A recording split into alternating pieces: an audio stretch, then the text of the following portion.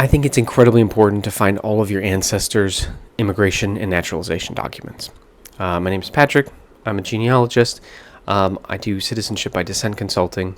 And one of the key documents that are difficult for people to find or just take a really long time to obtain are naturalization documents. It's when your ancestor became a citizen of presumably the United States for most people viewing this video, but anytime someone became a citizen of a new country, they naturalized.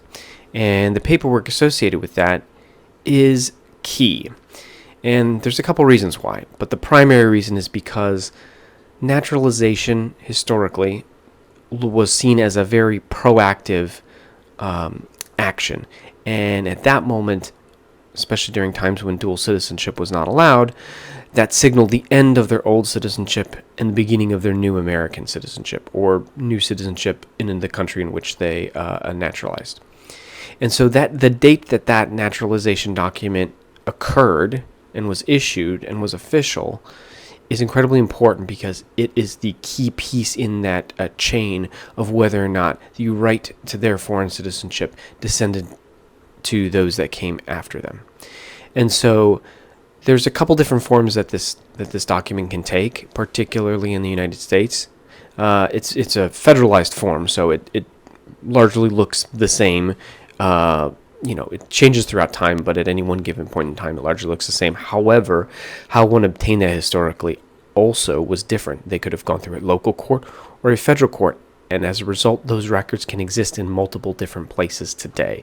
Sometimes they can be at the National Archives if you're lucky, but then sometimes a foreign government doesn't accept a document from the National Archives. They might want to specifically ask for the same copy issued from the United States Customs and Immigration Service in their genealogical department or their archives, or through a FOIA process. And so there's a very complicated series of processes that one must jump through. They're literally bureaucratic hoops to jump through in order to obtain those documents.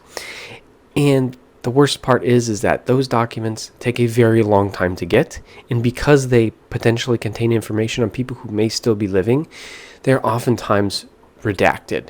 And so you, as a person who looks to obtain citizenship by descent, wants those documents, and you want them not redacted to the best of your abilities.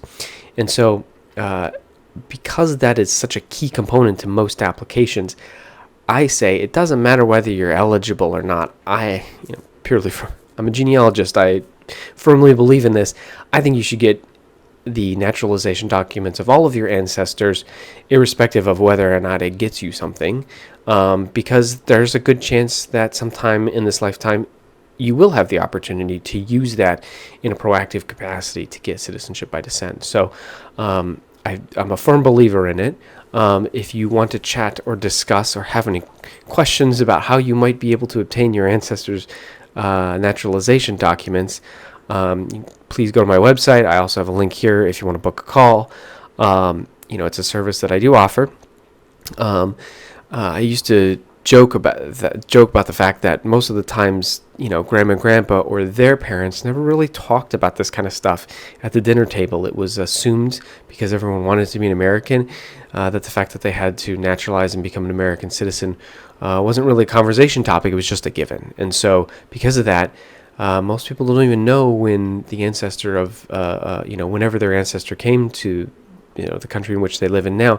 There's not really there might be a story about when they came, but the process of naturalizing and becoming a citizen usually wasn't talked about. And so a lot of times, the dates may surprise people. They might have occurred a lot later than one might expected. So, I think it's a little part of the mystery, but also, it's a document that I think is maybe useful now, maybe useful in the future, but because it's such a long process to obtain, I think it's always better to be proactive in obtaining it, whether you use it now or in the future. So if that sounds like something that's interesting to you, definitely reach out to my website or give me a follow.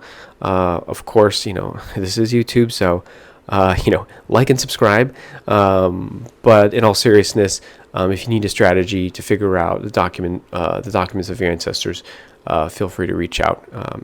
As always, try to make history an opportunity. Cheers.